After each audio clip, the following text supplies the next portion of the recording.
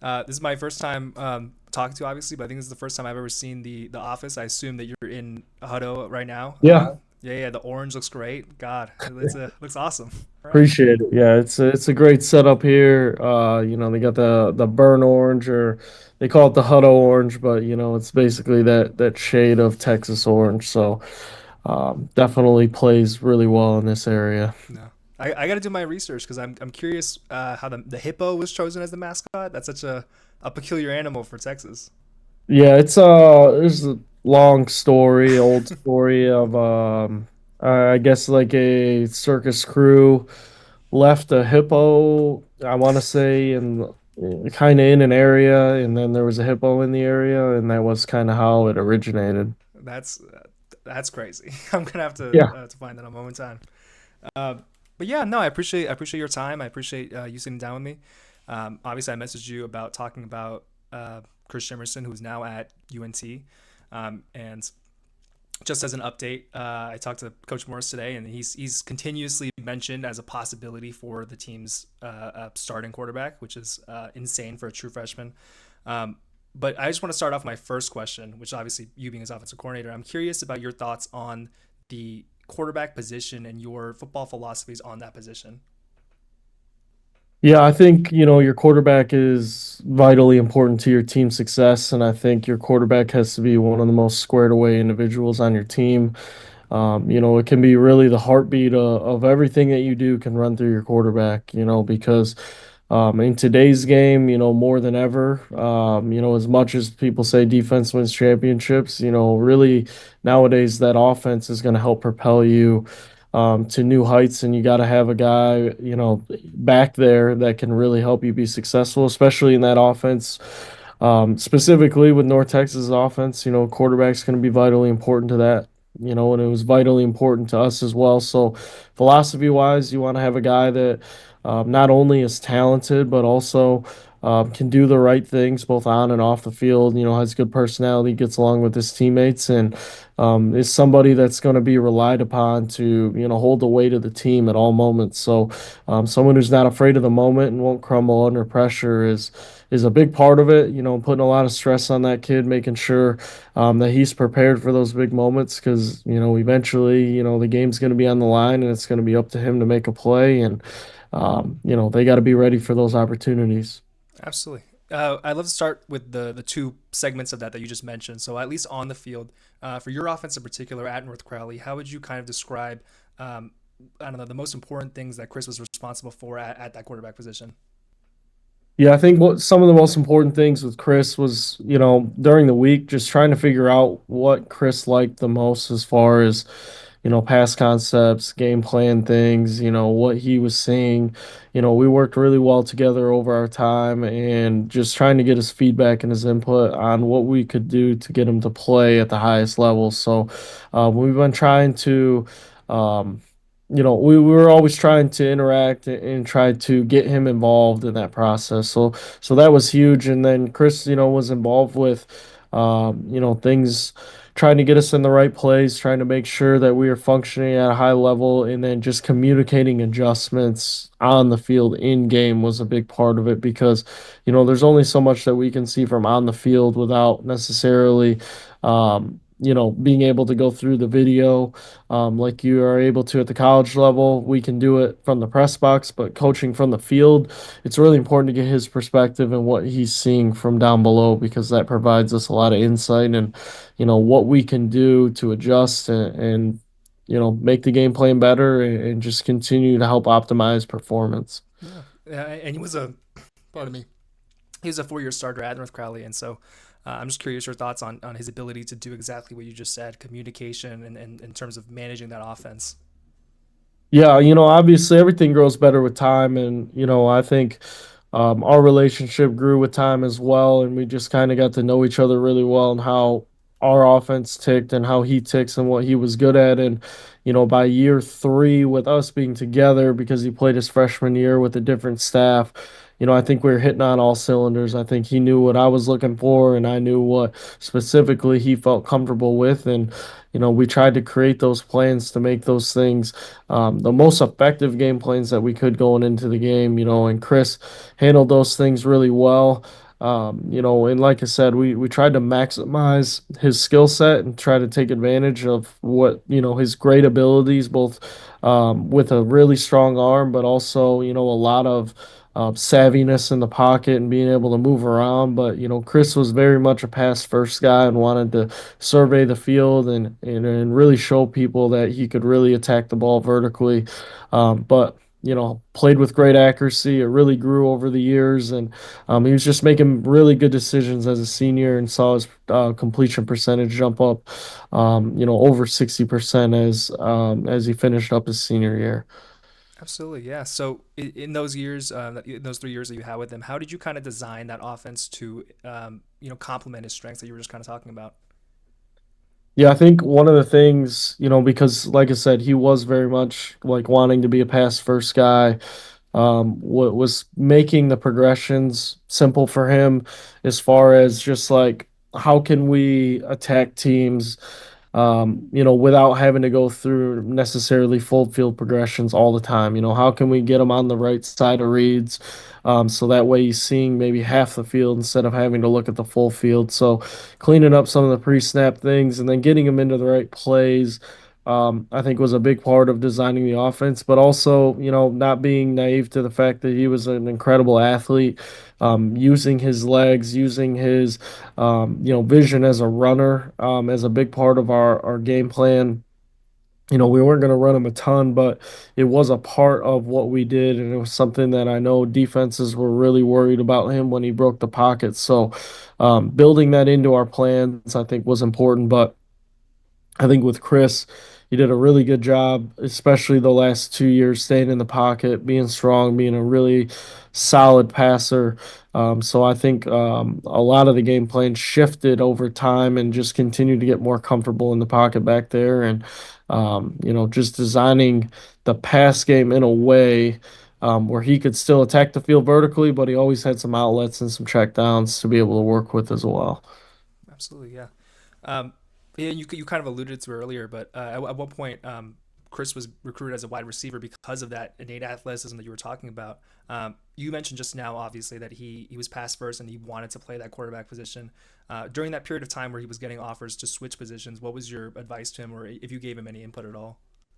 At the time, when TCU first came in, TCU is obviously a lot of kids from Fort Worth dream school. TCU is like 15 minutes away from our school, and a lot of kids grow up TCU fans. So, my advice to him was really, um, this is what you got right now. There hasn't been necessarily the offers that you want at that position. Are you going to, possibly turn down a Division I scholarship at Power Four, or are you going to, possibly go FCS? That was definitely a question that was going to be, something that was coming down.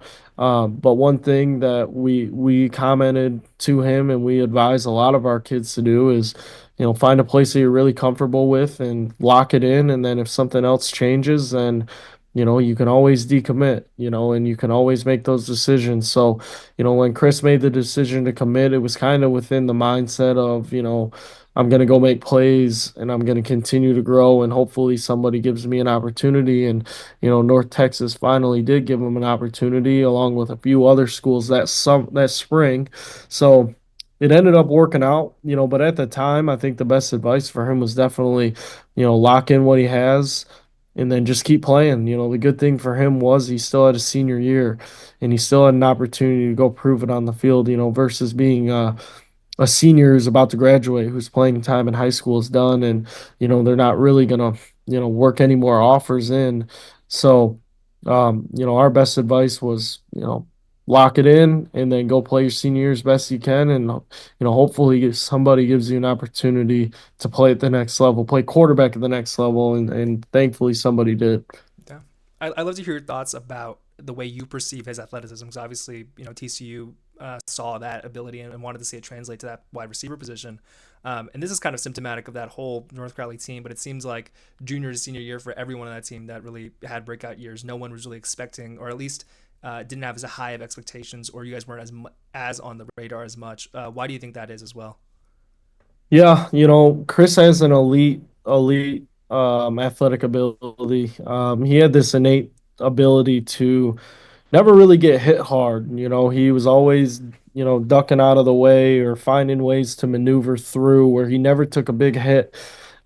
Chris barely ever came off the field over 3 years that he was with us, and definitely not his freshman year either. So he does a really good job running around in traffic, does a really good job using his speed, but also, that self-preservation factor. You can't really make an impact on your team if you're standing on the sideline because you're injured. So, especially at the quarterback position, did a good job of avoiding some of those big hits and, always found a way to squeak out of there, So his athleticism is incredibly high. And I think some schools saw just the way he's so shifty and so quick and his agility is so good. And then, he's also got some great long speed as well.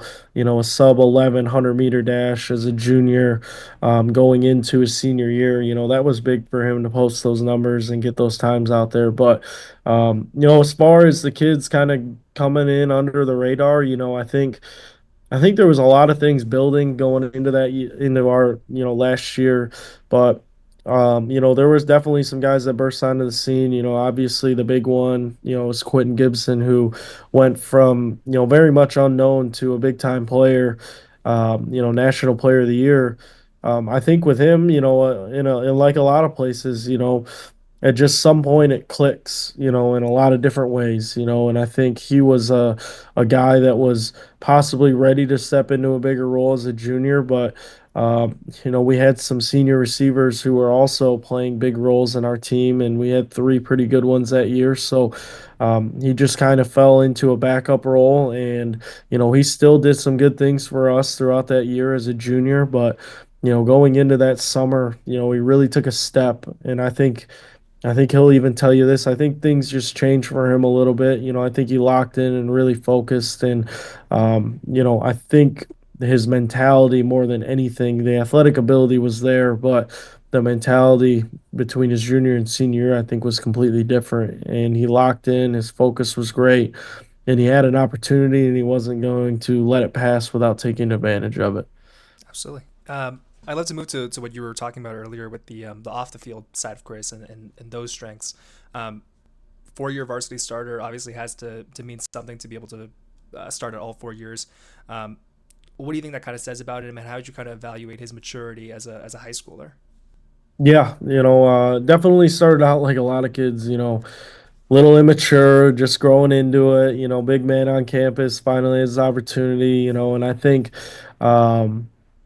I think he grew up so much over the years and just being with him for 3 long years, um, you see the growth and the maturation process with him, and it was great to see. I think he got more comfortable in a leadership role, got more comfortable stepping up and being able to hold people accountable.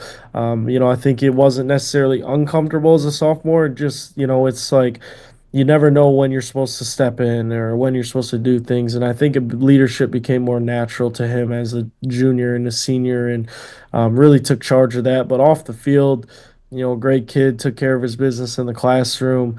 I think did all the right things, was a very personable kid. So, off the field, it really matches his on the field personality. And,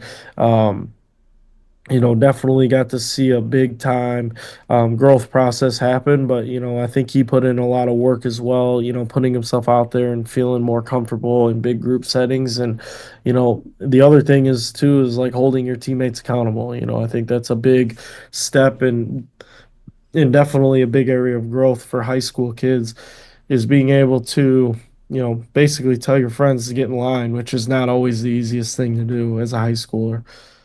Yeah, and I think what's so unique about, while we're on the topic of leadership, you guys went 42-2 as far as I'm aware over that period of time. When you're winning that much and that often, how important is accountability and keeping everyone's mindset the same and locked in on the same goal every time? Yeah, I think the kids, coming in after the last season, the previous year where we got beat bad by Duncanville, I think the mentality for all the seniors was to win a state championship, It wasn't just to beat Duncanville. Duncanville was definitely circled on our schedule, but the goal was always to win a state championship. And with that group was a special group that came through, that had been playing all throughout and had known each other forever. And I felt like, that group of specific kids were not going to be denied. And the level of focus between those first 2 years and that third year were just night and day because there was no time left. They had no other opportunities. This was going to be the one chance that they had to really go do it and put it all together. And I think you saw that different level of focus throughout the off season, going into the summer. The summer's always been great there, but it was even at a different level. And then just rolling through that first 4 weeks of the season, I think once we finished that 4-0, I think everybody really believed that this was our opportunity to go win a state championship. Yeah. So after that Duncanville loss, you're the way you're talking about it, I'm seeing it as kind of like a catalyst or a real turning moment for you guys. What was the message to the team, or do you think it was a message from the coaches, or do you think a message among the players of that next season, that mentality? I think it was kind of both. Obviously the kids were excited. I think the coaches were definitely fueled by it as well. We had some big changes in the staff in this offseason, specifically on the offensive side of the ball, that I think were huge catalysts to you know, making the difference between, getting blown out in the semifinal and eventually winning and getting to a state championship game. I think, that extra year of time for our kids to really grow up, I think it was really important as juniors for our kids to see it because now when they get to the state champ or they get to the state semifinal as seniors, they've already been in the big moment. They understand what it's like. They understand what the environment's going to be like, and how important and how crucial everything is to our overall success at that point. So, just one more year and one more chance to experience it before we eventually played this year, I think was huge for them, to get a taste of it. But our kids, like I said, really were focused. And really, that was the goal all season, was to win a state championship, not just to beat Duncanville, but to have an opportunity to win a state championship and prove to everybody, um, that we were one of the best teams in Texas that year. And definitely, our kids showed it every single week, and it resulted in a state championship. Absolutely. I want to go over some moments with you during that year. I'd love to hear your thoughts about. I mean, obviously we're talking about Chris, so I'd love to hear your thoughts about his best performances, or just moments that really stood out to you from that senior year. Yeah, one of the best moments, or one of the best games for sure, was DeSoto. He played at an elite level in that game. He didn't really have to throw it to anybody else but Quentin. But Quentin definitely stole the show in that one. But if you really look close at all the highlights, Chris is throwing some amazing throws in there. For all those highlight reels that he had in that game. So he stepped up in a big moment. And really gave us an opportunity to win that game, in a shootout. But he played so well.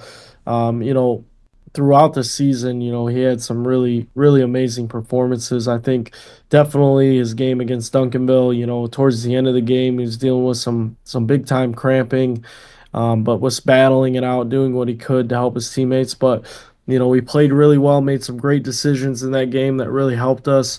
I think one game that is underrated, even though he only completed, I think, two passes in the game against Capel, was when things weren't going right for him. And we only threw it a total of 6 times in that game. I think we ran the ball, 90% of that game because we just felt like we had the advantage. But even when things weren't going his way, we still locked in and focused and keeping that kind of that straightforward mentality where, it could have been very easy for, that to go south, feeling like, man, we should be doing this, we should be doing that. But he believed so much in what we were doing and that we had an opportunity to really go win the game and go win the state championship. Um, that there weren't a whole lot of egos going on, and that was important to see. So throughout the year, like I said, district, we kind of rolled up everybody. There were no super memorable performances. We just really got after everybody, and we played pretty well throughout district. But some of those early season games, we went up to Rockwall on a Thursday night and put 70 on Rockwall. That was a great performance by him. He had such a great year, and it's not very often you're going to have a guy that throws, close to 60 touchdown passes, but only has 5 interceptions on as many attempts as he had. So just overall, the body of work this year was something special. Yeah, I remember. I mean, obviously, I bet most people do remember that DeSoto game and his performance in that. I think I remember also, and you can correct me if I'm wrong. I think that the UNC coaches were in attendance, or I saw something on Twitter possibly. Yes. Uh, Yes. I'd love to hear about your side, or if you have any insight into your conversations with them as their recruitment of Chris began. Yeah, I worked when I first got, or I guess when their staff first got there, worked a lot with Coach Davis, because we had some receivers that were there or were in the process of being recruited there, and so I was working with him pretty closely, and then once Chris got in the mix and it was somebody that they had felt like they were going to go after, I worked a lot with Coach Brophy and spent a lot of time with him talking about Chris and going over some things and talking through it. And, the one thing that I would definitely say in that recruiting process is, North Texas had a plan for Chris, and I think the coaching staff had a plan for Chris. They had a development plan, and they had a genuine interest in him throughout the entire recruiting process, and I think that was big for him. They were really that first big school for him to kind of give him that quarterback offer, that opportunity to play at the next level. So that was big. But the relationship piece, I think that Coach Brophy had created with Chris, I think was very strong, and I think a big reason of why Chris ended up there. Yeah, you mentioned your advice to Chris when he was getting those offers or an offer from TCU to play receiver. Once he gets that UNT offer and a couple of others to play quarterback, what was your kind of input then? Really evaluate, what you really want, right? Is like, how important is playing quarterback to you? And to Chris, that was the utmost important thing. So it made the decision really easy. There wasn't a whole lot of things that, I needed to tell him. It was like, this is what you worked for. This is a perfect opportunity for you. You made the smart move. You locked in the offer that you had because all your other quarterback offers were non-division one or FCS. And if you were to choose FCS over that TCU offer, or if it came down to a decision, Chris said he was going to TCU to play receiver. So he was able to kind of hedge almost. He was able to get in, get that receiver offer, continue to play quarterback, and then eventually had enough juice to get himself an offer. And then, like I said, this is exactly what he was all looking for. So it made the decision easy. There wasn't a whole lot of advice that went into it. It was just like, this is what you were looking for. So, let's go. This is an awesome opportunity for you. Perfect. Yeah. Yeah, I know that you have some experience at the college level and obviously high school and knowing Chris. Uh, I was just curious about your insight into what do you think the keys are and main obstacles to a true freshman starting at the college level? I think one big one, Chris checks the box for is I think for a true freshman to play quarterback specifically, they have to be an early enrollee. Right. I think without that, you're just going to have to be supremely more talented than everybody else, or you're in just a terrible quarterback situation with injuries or whatever. But it's hard nowadays. It is a very hard thing to do to come in and start as a true freshman because it's so much different.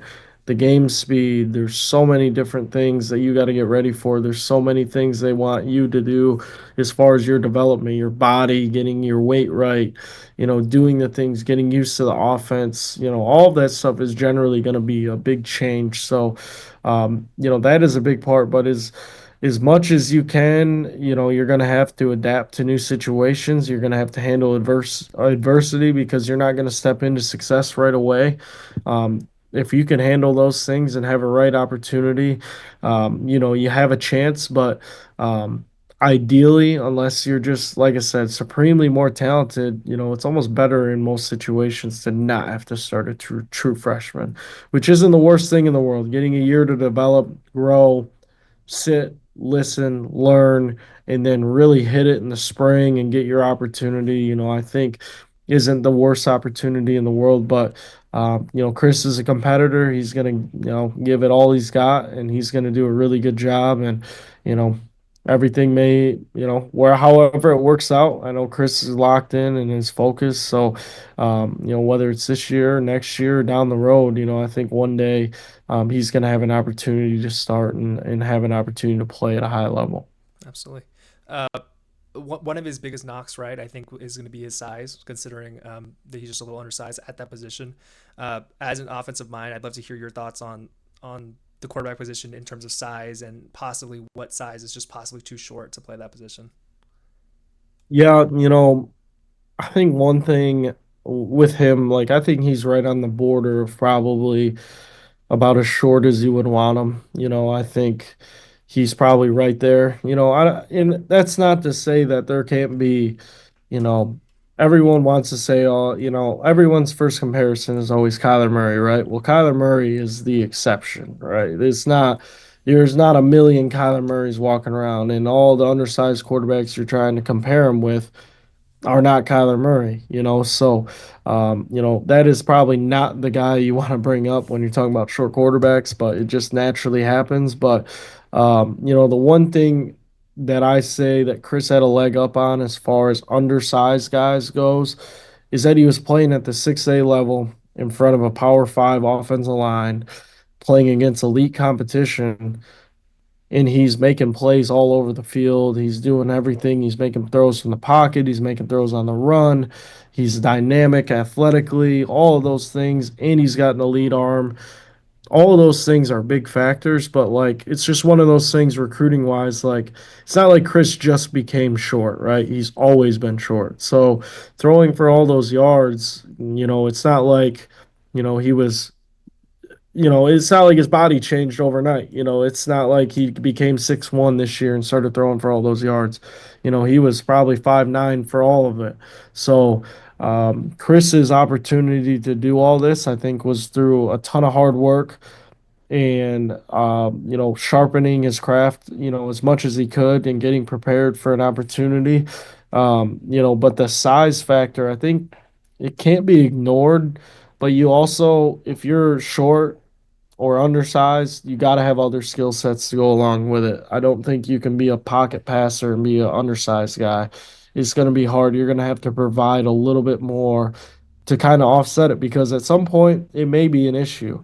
But those guys that can't make throws off platform, can't change arm angles, can't find windows, can't anticipate. It's going to be hard for them to function at the next level with all those big bodies around them. But that's not to say it can't be done by any means, because there's a ton of talented quarterbacks that have made it happen.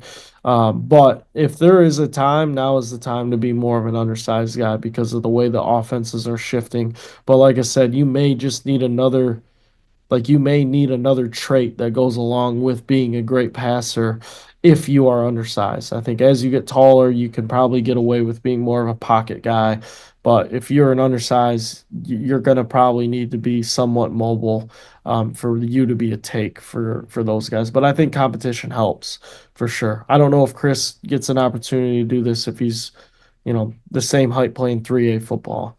I think it mattered a lot about where he was and who he was doing it against. No. Yeah, I hear for undersized quarterbacks that Kyler comparison all the time, and it's like that guy has impeccable anticipation. Drew Brees, Russell Wilson, just quarterbacks with the one of the best deep balls possible, and they always leave that out when they're just like, yeah, Yeah. he's undersized. I am curious about the some of the offensive limitations, or even the different ways you have to kind of design your offense for a shorter quarterback. I know that's been a critique of some undersized quarterbacks at the professional level is that, you can't have as many throws over the middle of the field or things like that. Just your perspective on that. I'd love to hear about.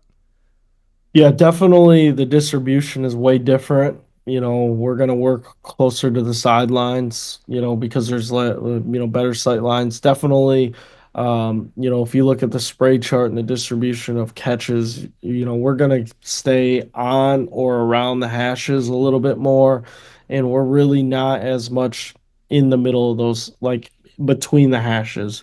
So we operate a little bit more close to the hash and work our way out. I think that functions a little bit better for your undersized guy just because, there's a lot of bodies inside. It's harder to see. So that may be one of the things you may see with someone's distribution chart is they just don't throw the ball in the middle of the field as much. But there were some things we did to offset that with Chris. Certain things like we threw a lot of seam read and benders where they weren't necessarily in the middle of the field, but we were still attacking that same space. So it's just different ways you have to go about it. Anticipation type throws that you're not necessarily square in the middle of the field by the time you throw it, but by the time you're catching it, you almost end up in some of those areas. So you need to structure it that way. And then just also deal with what they're comfortable with. If they're more comfortable throwing it outside, in a high school game, you may throw it 20 times. And so 20 times a game, if I can just attack the areas where I feel comfortable or our quarterback feels comfortable, I'm not going to force us to go to the middle of the field. I think we can do some things to offset some of those numbers, and try to attack in different ways. Yeah, that's super insightful. Yeah, I just had one final question, Coach. It's it's honestly, you mentioned Chris's height there, which is, I think you said 5'9". I saw that on his, I think, Twitter. He has like 5'11". I'm just curious if he's lying, or I'm curious if you know, like, just generally what his height is. Generally, I would say, has UNT posted him on the roster Let yet? I think for sure they have. Let me see what they have it listed as. Let's Because see. I guess they would take probably the most official measurement. They said an in between a 5'10".